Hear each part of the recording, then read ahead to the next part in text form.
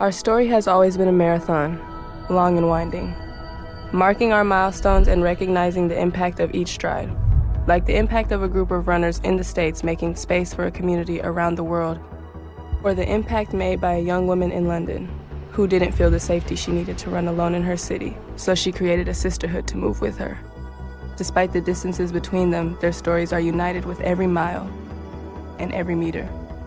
Just like a girl from Vegas, fueled by a family tradition of sport, taking her leap to write the next chapter. This is a dialogue of our shared experience. This is our common thread.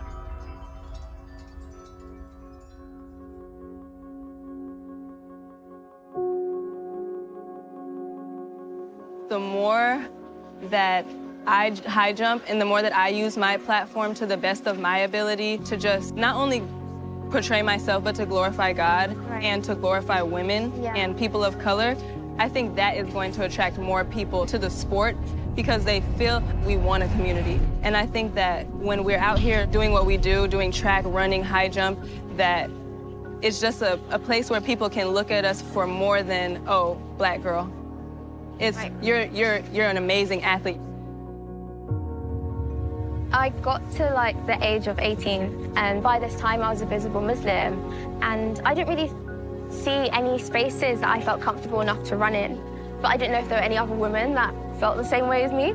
So I took to social media and I just asked if there were any women that understood where I was coming from.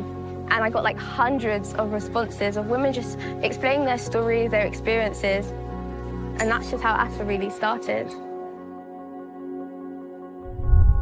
When I first started running, community was essential for how I got to a run every day, how I got through a run. I think it's really important for Black women to see themselves in others. We need to start sharing our stories more. We need to find ways to support each other, talk about hair and running, because my gosh, it's hard. And also celebrate one another. Know that like, maybe I'm not there with you on the run, but I got your back and I see you.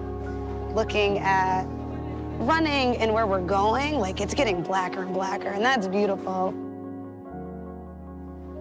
Sport in general is an incredible equalizer. It's something where you can put people of all different types, races, ethnicities, religions in the same space. When we as Black women across the globe can come together, it's unwritten, right? It's a feeling, it's a vibe, it's a, I see you all the time, and I think that's what's really special about our shared experience as Black women. For ASA sessions, I bring my little sister. Some of the other women bring their little sisters as well. And I think it's about inspiring the younger generation and including them in your journey, because at the end of the day, like, they're the ones that are going to be continuing it for us. When Black History Month finally hits, let me tell you, it's a sense of pride that you see across the track and field world in America. You know, like, we have Black History Month in October. The fact that we can come together and have this conversation, understand each other's experiences, and still have that sense of pride is really important.